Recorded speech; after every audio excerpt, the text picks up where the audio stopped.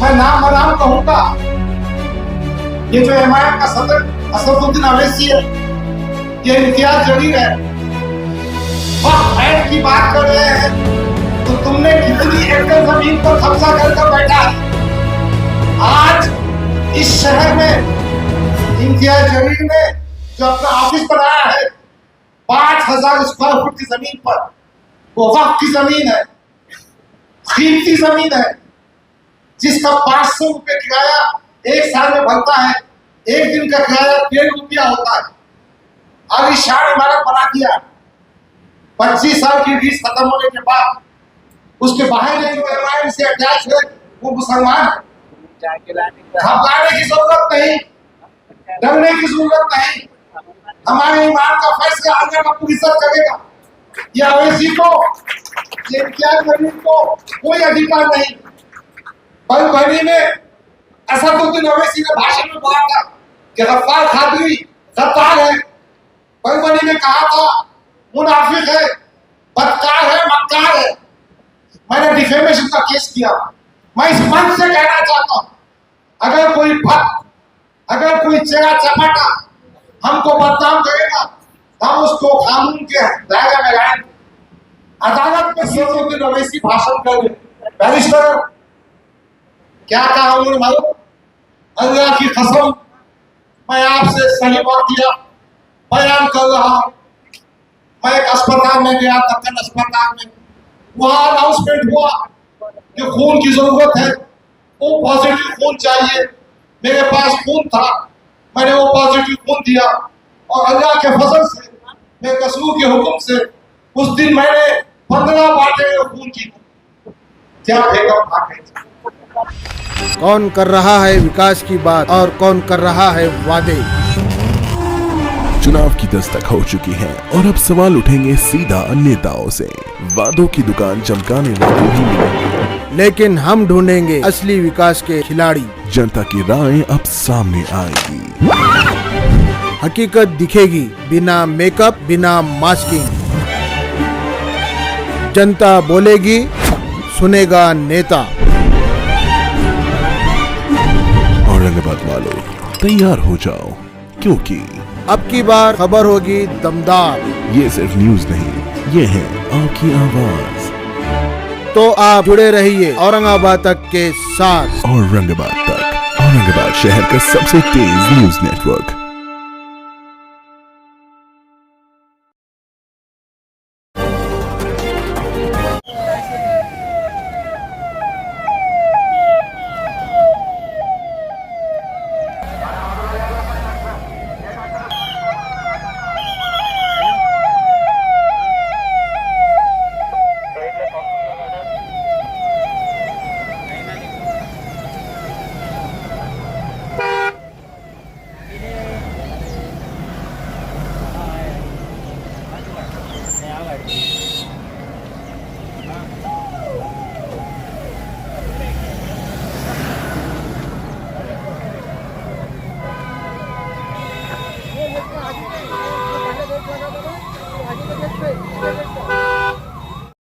करतील अशी मी त्यांना विनंती करते।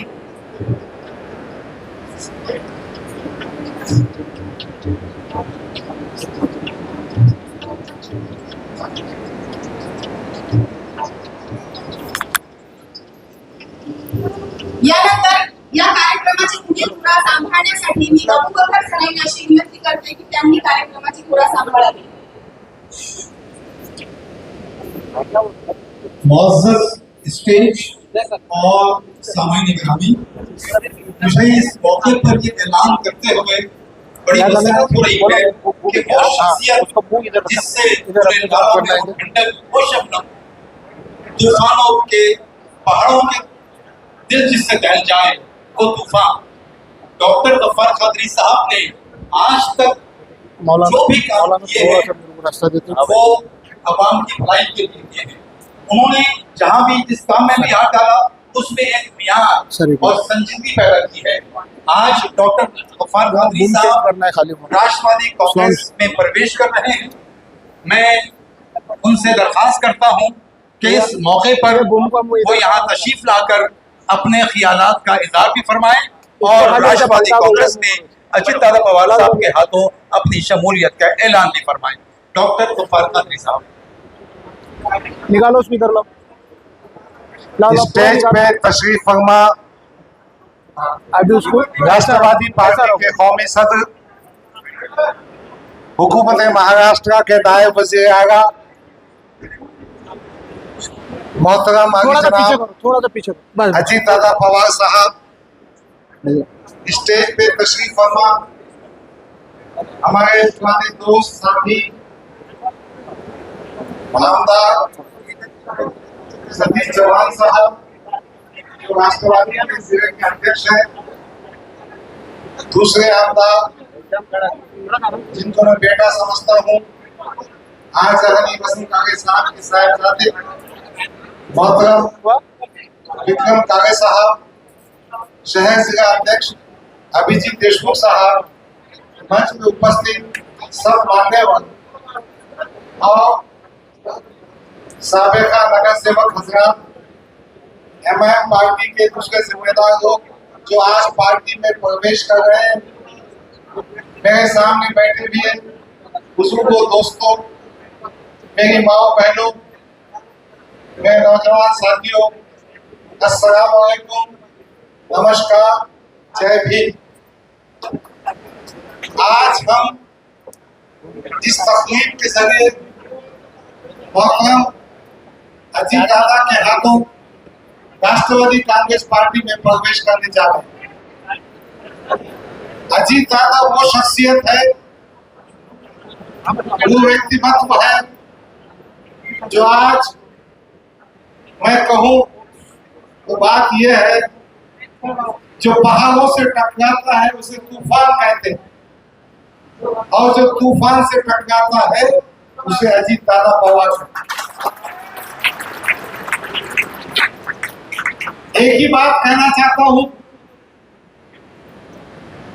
अजीत दादा राजधर्म को भी समझते हैं, राजधर्म को निभाते हैं और कहीं ना कहीं समाज के तमाम तबकात को इंसाफ देने का काम करते हैं। मैं सबसे पहले मेरी जानिब से एवरेस्ट एजुकेशन सोसाइटी की जानिब से, हमारे तमाम ट्रस्टीज की जानिब से, कॉलेज के प्रिंसिपल्स की जानिब से, स्टाफ की जानिब से कहना चाहता हूँ, आज जो एवरेस्ट एजुकेशन सोसाइटी का तनावा कैंपस दिख रहा है, अजीजा ने गिरामी, ये अजीत दादा की मेहरबानी है। मैं अपने अकीदत के जज्बात आज जहानी विक्रम कागे के नाम भी मंसूब करना, वसंत कागे के नाम भी मंसूब करना चाहता हूँ। वसंत कागे साहब ने 2003 की दिसंबर में मुझे अजीत दादा के पास लेकर गया और कहा कि डॉक्टर को बीएड का एनओसी देना। मुझे वो दिन भी याद है, हम दोनों गए थे। जब सेकंड टाइम मैं गया, दादा ने मुझसे कहा दुआ देना। थर्ड टाइम मैं गया, मैंने क्या किया था, ये मोबाइल फोन बसंत गांव से बात करने के लिए किया था। कशा का फोन आपको दुआ दे दो ना, भी ऐसे नहीं। और सच कहता हूं मैं कि फरीदाबाद का बीएड कॉलेज जो आज आर्ट एक्टर के कैंपस पे है, उसके बाद बीएड कॉलेज आया, हमने 15 एकड़ का कैंपस बनाया, engineering college, BEd college, CBSE school, post graduate courses सब स्टार्ट। तो मैं इस मजमूए के सामने अवामी तौर पर अजीत दादा पवार के इन खिदमत, इन मदद का शुक्रिया अदा करना चाहता हूं और आपसे गुजारिश करता हूं कि तालियों के जरिए, अपने शब्दों के जरिए अजीत दादा का शुक्रिया। अजीजा ने गिरामी, 2014 के इंतखाबात में मुझे हमारी पार्टी एमआईएम ने टिकट नहीं दिया, जबकि गुज़िश्ता 10 साल से मैं कोशिश कर रहा था, मगर मैंने चुनाव लड़ा और मैंने इस ताकत से लड़ा कि मैं जो कोशिश कर रहा था उसमें कामयाब हूं। आप लोगों ने साथ दिया। उसके बाद मैंने एमआईएम पार्टी की जब खैरबाद किया तो मैं सोच रहा था कहाँ जाऊं, और ये फैसला करने में काफी वक्त लग गया। दिसंबर के बाद से अब तक मैंने अपने साथियों से मशवरा किया, एक कुर्सी निकाल दे। एमआईएम के पुराने साथियों से जो मेरे साथ एमआईएम को खैरबाद कर दिए थे। हम सब ने तय किया क्या किया था। आज के सियासी हालात, महाराष्ट्र की सूरत हाल कुछ इस तरह की है कि हुकूमत महायुति की कुर्सी दे। कहीं ना कहीं अल्पसंख्यक समाज इस खौफ के माहौल में, मगर मैं अजीत दादा को दिल की गहराइयों से, पूरी अल्पसंख्यक समाज की जानिब से सॉरी ये कहना चाहता हूं, दत्ता भाई। अजीत दादा आपने हमको उम्मीद का मरकज फराहम किया। सच कहता हूं, पार्टी का खियाल Maharashtra research and training institute किसकी वजह से बना? मुस्लिम नौजवानों को एजुकेशन और रिसर्च में आगे बढ़ाने के लिए, रोजगार दिलाने के लिए किस शख्स ने पार्टी की स्थापना की? यह अजीत दादा का कारनामा। अजीजा ने गिरामी, अजीत दादा वो शख्स है, मैं जानता हूं, जब मीरा रोड पर बेगुनाह मुसलमानों को गिरफ्तार किया गया, अजीत दादा ने पूरी से नुमाइंदगी कर मुस्लिम नौजवानों को इंसाफ दिया। दादा मैं वो भी जानता हूं, जब इफ्तार पार्टी हुई, इफ्तार पार्टी में दादा ने कहा कि हम सब समाज की उन्नति चाहते हैं, सब समाज की सुरक्षा चाहते हैं, हम सबकी मदद करना चाहते हैं, इंक्लूसिव डेवलपमेंट चाहते हैं। मैं जानता हूं दादा आप पूरी सत्ता में नहीं है, आपके पास सत्ता का तीसरा हिस्सा मौजूद है, मगर मैं ये भी कहना चाहता हूं, अजीजा ने तो मोहतरम मेरी सरदार माओ बहनों, जाहिरबंद सितंबर 2023 की बात है। 10 सितंबर 2023 को सतारा डिस्ट्रिक्ट में उसे सावली में एक हिंदू मुस्लिम फसाद हुआ। उस फसाद में नूरुल हुसैन, एक 32 साल का नौजवान जिसकी नई नई शादी हुई थी, 4-6 महीने हुए थे, वो शहीद हो गया। मस्जिद की बेइज्जती हुई, वो पूरा खानदान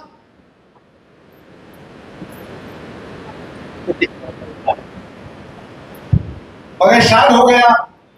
जवान बेटा, एकलौता बेटा उस्मान शिखर घनी परेशान, उसकी जो बीवी थी आयशा, वो भी खानदान की एक ही बेटी थी। इस अजीत दादा पवार ने उनके खानदान को मुलाकात की,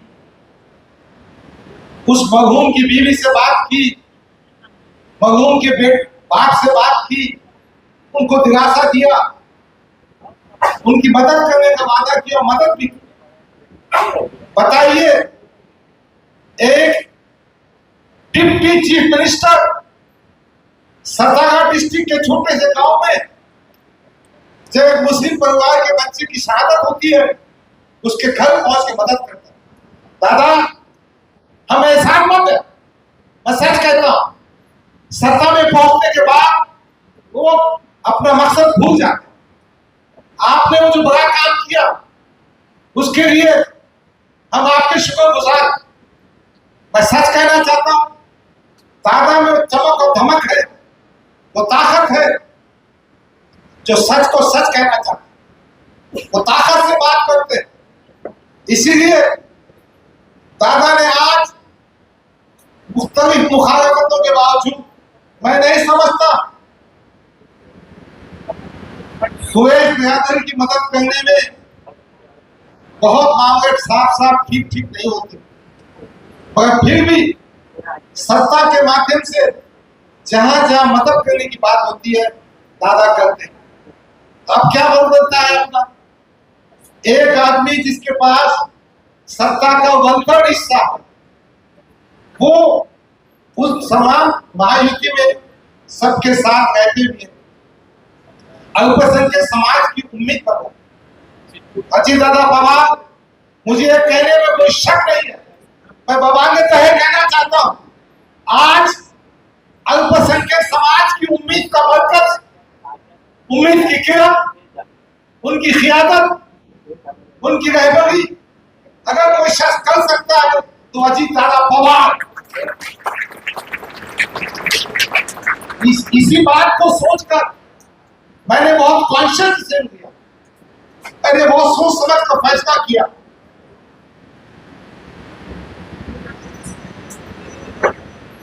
कि सियासत में गया है। अब एमआईएम को तो हमने तगाद दे दिया था, तब कहां जाएंगे? हमारे तमाम साथियों ने तय किया कि पूरी ताकत के साथ, हिम्मत के साथ राष्ट्रवादी पार्टी में प्रवेश करें। आज मैं दिल की गहराइयों से शुक्रगुजार हूं कि दादा ने अपना कीमती वक्त दिया, इस कैंपस में आए और हमको पार्टी में प्रवेश करने का मौका दिया। अजीजा ने क्या भी समाज के मसाइल अपनी जगह है और चलते रहेंगे, मगर जो शख्स शाहू अंबेडकर पूरे की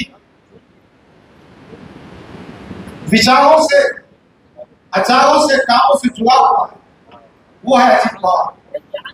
सुबह 7 बजे से रात के 11-12 बजे तक काम करते हैं। और जब हम ये सब तय करते हैं, दादा ये जितने लोग बैठे हैं ना, ये मेरे खंडक सपोर्टर्स हैं, इसमें से स्टाफ मेंबर्स भी हैं, कुछ पॉलिटिकल एक्टिविस्ट भी हैं, कुछ सोशल एक्टिविस्ट भी हैं, ये मुझे आगे प्रमोट करते हैं। तो मैं इनके सामने कहना चाहता हूँ कि अजीजा ने गिरामी, अगर हम चाहते हैं कि हमारे समाज की तरक्की हो, शिक्षण के मैदान में आगे जाए, इनको रोजगार मिले, इनको हिफाजत हो, इन पे नाइंसाफी ना हो, तो आज हमको ये अहद करना है कि पूरी ताकत के साथ राष्ट्रवादी पार्टी की क़ियादत, राष्ट्रवादी पार्टी की तंजीम को मजबूत कर। मैं यही गुजारिश करना आपसे चाह रहा हूं। देखिए, अगर आप अजीत दादा के हाथों को मजबूत करेंगे, राष्ट्रवादी पार्टी की ताकत को मजबूत करेंगे, तो दादा ज्यादा ताकत से अपने काम कर सकते। आज ना असेंबली के इंतखाबात हैं, ना पार्लियामेंट के इंतखाबात हैं, अब हमको कॉर्पोरेशन के इंतखाबात, हमको ग्राम पंचायत के इंतखाबात, हमको नगर परिषद, नगर पंचायत के इंतखाबात। अब हम क्या कर सकते हैं? अब हमने इस बात की कोशिश करना चाहिए कि लोकल सेल्फ गवर्नमेंट में ज्यादा से ज्यादा हम राष्ट्रवादी के उम्मीदवारों को चुनकर, मैं सबसे गुजारिश करता हूं, आज के बाद से तय कर लीजिए कि आज हमारे डीपी पर ये घड़ी का चिन्ह होगा, हमारे दिल में एक मिशन होगा, हमारा मकसद ये होगा कि ऐसी क़ियादत को मजबूत किया जाए जो आपके लिए एक सरपरस्त बन के खड़ा है। मेरी बहनों से कहना चाहता हूं, मैं एक ऐसे भाई की क़ियादत में जा रहा हूं जो आपकी मदद करने के लिए, आपकी हिफाजत के लिए हमेशा मौजूद। अजीजा ने गिरामी, आइए आज हम अहद करते हैं। अहद यह है कि राष्ट्रवादी पार्टी का दामन थामेंगे, पूरी जिम्मेदारी से करेंगे। मैं जानता हूं खासतौर पर मराठवाड़े में और हमारे शहर में कुछ लोग ये माहौल पैदा करते हैं, अजीत दादा को टारगेट करते हैं उनका टारगेट का मुद्दा क्या है? टारगेट का मुद्दा है कि वक्फ एक्ट के सिलसिले में अजीत दादा ने मुखालिफत नहीं की। दादा ने पार्लियामेंट में वक्फ एक्ट की मुखालिफत नहीं की। मगर मेरा सवाल यह है, जो वक्फ एक्ट की बात कर रहे हैं ना, मुझे इशारा किनारे में बात करने की जरूरत नहीं है।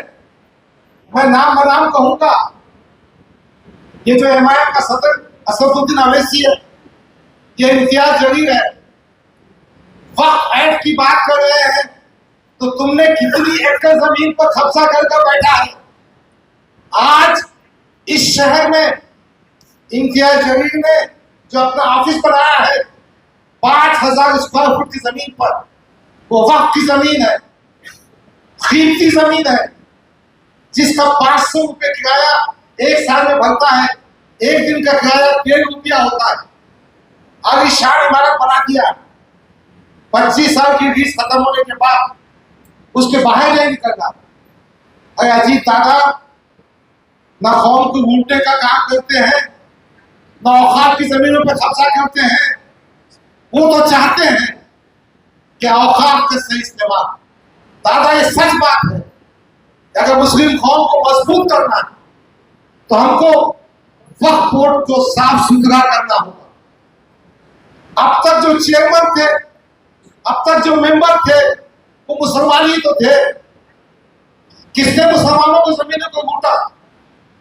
जो वक्फ के उन्वान पर अजीत दादा को तनखीद कर रहे हैं, इनका काला चिट्ठा क्या है? यही इम्तियाज जलील औकात की जमीन के मसले पर मोर्चा निकालता, फिर ठंडा हो जाता, मांडूगी हो जाती है, एडजस्टमेंट हो जाता है। तो आपसे कहना यह है कि ऐसे फिक्सर, ऐसे सेक्सर से मुतासिर होने की जरूरत है। अजीजा ने गिरामी, एक बात और सुन लीजिए। शहर में बातें होती है, मगरवाड़े में बातें होती है, विदर्भ में बातें होती है कि जो एमआईएम से अटैच है वो मुसलमान है। घबराने की जरूरत नहीं, डरने की जरूरत नहीं। हमारे ईमान का फैसला अल्लाह का इज्जत करेगा। ये अवैसी को, ये इम्तियाज जलील को कोई अधिकार नहीं। बलबनी में असदुद्दीन अवैसी ने भाषण में बोला था कि गफ्फार कादरी गद्दार है। बलबनी ने कहा था मुनाफिक है, बदकार है, मक्कार है। मैंने डिफेमेशन का केस किया। मैं इस मंच से कहना चाहता हूं, अगर कोई भक्त, अगर कोई चेहरा चपाटा हमको बदनाम करेगा, हम उसको कानून के दायरे में लाएंगे, अदालत में खींचेंगे। तो मैं आप सबसे कहना चाहता हूं, हम अलगा से डरते हैं, अलगा से डरेंगे, अच्छे मुसलमान बनेंगे। इस महाराष्ट्र की तरक्की में, इस शहर की तरक्की में, इस मराठवाड़ा की तरक्की में अजीत दादा के साथ काम करें। ये गुजारिश। अजीजा ने गिरामी, ये वक्त परवेश का है, मुखालिफिन के बारे में कहने का नहीं है, पर कुछ बातें मैं आपके जहन को साफ करने कह रहा हूं। देखिए, इन जातिवादी मुसलमानों की या उन खुद साख्ता मुसलमानों बात कैसी होती है मालूम? हर बात में खुदा का नाम, हर बात में रसूल का नाम। मैं एक वीडियो बताऊंगा बाद में अपनी पब्लिक मीटिंग में। असदुद्दीन अवैसी भाषण कर रहे, बैरिस्टर क्या कहा उन्होंने मालूम? अल्लाह की कसम, मैं आपसे सही वाकया बयान कर रहा हूं। मैं एक अस्पताल में गया, दक्कन अस्पताल में, वहां अनाउंसमेंट हुआ कि खून की जरूरत है, वो पॉजिटिव खून चाहिए। मेरे पास खून था, मैंने वो पॉजिटिव खून दिया, और अल्लाह के फजल से, मेरे रसूल के हुक्म से उस दिन मैंने 15 बाटे खून की। क्या बेगम फाके? तो भाई ये बेगम फाक में मत आओ। ये वीडियो है, ऑन रिकॉर्ड है। तो वो खियानत जो अपना घर बन रही, याद है 2014 में इन्होंने क्या वादा किया? इन्होंने कहा था हम स्कूल बनाएंगे। स्कूल तो बना नहीं, वोट पार जमा कर लिए, एक पंगा बना, बच्चे को तारीफ की इंग्लैंड भेज मगर ये वक्त नहीं है। फिर भी एक दिन बहुत सारी बातें कहने की है, इंशाल्लाह पब्लिक मंच पे कहूंगा। एक और बात दादा आपसे गुजारिश करने की है कि सतीश भाई घड़ी बता गए हैं, सतीश भी हमारे बहुत नजदीक के दोस्त हैं, मोहब्बत करते हैं। ये शहर में भी आपकी तवज्जो की जरूरत है। यहाँ पर कॉर्पोरेशन की बॉडी नहीं है, एक एडमिनिस्ट्रेटर है जी श्रीकांत। मैंने 2-3 बातें आपसे कह दी हैं। इस शहर को पीने के पानी का मसला बहुत जमाने से है और वो मसला कुछ हल नहीं पा रहा। हमारी अजीत दादा साहब से गुजारिश है कि थोड़ा उस सिलसिले में आज भी जो नल को पानी आता ना 10 दिन के बाद हमको फिर भी टैंकर से पानी मंगाना पड़ता, गरीबों के ब्याह हो जाते। दूसरा, घंटे वाली का जो मामला है उसकी फीस कम होना चाहिए। तीसरा, जो सबसे अहम मामला कि डिमोलिशन का ड्राइव चल रहा। दादा, भारत की सुप्रीम कोर्ट ने नवंबर 2024 में जजमेंट की कॉपी में आपको देता हूं, डिमोलिशन के बारे में पैन इंडिया पूरे भारत देश के लिए ऑर्डर्स निकाले और कहा है कि इसका तंत्र पालन होना चाहिए। उसमें उन्होंने कहा था कि ऐसा इन्फोर्समेंट जो पब्लिक रोड पे है, नाले में है, उनको निकालकर फेंक देना चाहिए और ऐसा डिमोलिशन, ऐसा कंस्ट्रक्शन जो अनऑथराइज्ड है उसके लिए प्रोसीजर प्रिस्क्राइब किया, नोटिस देना, हियरिंग करना, कंपाउंडेबल है कि देखना, नाम कंपाउंडेबल है तो जवाब देना, वीडियोग्राफी करना, पुलिस को दिखाना। और तीसरा जो था रोड वाइडनिंग में जो एक्विजिशन के पैसे देना, उसके बाद अक्वायर करना। ये जी श्रीकांत साहब ने पूरे शहर का माहौल ऐसा बना दिया है कि जहां देखो बुलडोजर पहुंच जाता है, बगैर एक्विजिशन के, बगैर मेजरमेंट के दीवारें तोड़ दी जाती। किसी का कंस्ट्रक्शन है उसको टाइम नहीं दिया जाता, नोटिस नहीं दी जाती, उसकी हियरिंग नहीं सुनी जाती। इसके नतीजे में ये अधिकारी सुप्रीम कोर्ट के आदेश का उल्लंघन कर रहा है। मैंने नुमाइंदगी भी की, मैंने सुप्रीम कोर्ट में कंटेम्प्ट का कोर्ट भी दाखिल किया, मगर चूंकि आप महाराष्ट्र की बड़ी शख्सियत है, आपसे गुजारिश है इस मामले में थोड़ा तवज्जो करके इस शहरों की मदद करें। आज भी कई लोग, वो मुसलमान भी हो सकते हैं, वो हिंदू भी हो सकते हैं, दलित भी हो सकते हैं, उनकी मकान तोड़ दिए गए। उसमें कंपाउंडेबल का जो स्कोप था, नोटिस की जो बात थी, वीडियोग्राफी की बात थी, नहीं की गई। बहरहाल ये गुजारिश है अजीत दादा पवार साहब से, मैं समझता हूँ सतीश चौहान साहब, हमारे अभिजीत देशमुख साहब, विक्रम कावे साहब, सच बात तो है कि विक्रम कावे भी हैप्पी होता है, यही महानगर पालिका में आते हैं। बहरहाल एक बार फिर मैं अजीत दादा पवार साहब को दिल की गहराइयों से शुक्रिया अदा करता हूँ और ये मैसेज देना चाहता हूँ मुखालिफिन को, उन तमाम ताकतों को जो अजीत दादा के खिलाफ बात कर रहे हैं। मेरे तन के जख्म न गिन अभी, मेरे तन के जख्म न गिन न अभी, मेरी आंखों में हिम्मत है, मेरी आंखों में हिम्मत की हिम्मत है। मेरे हौसलों की उठान देख, जो उठान थी वो उठान आज भी है। हम पूरी ताकत के साथ महाराष्ट्र के सर्वांगीण विकास के लिए अजीत दादा के नेतृत्व में हम काम करेंगे। यही वादा, यही कहने के लिए आपके बीच आया था। शुक्रिया, खुदा, जय हिंद, जय भारत।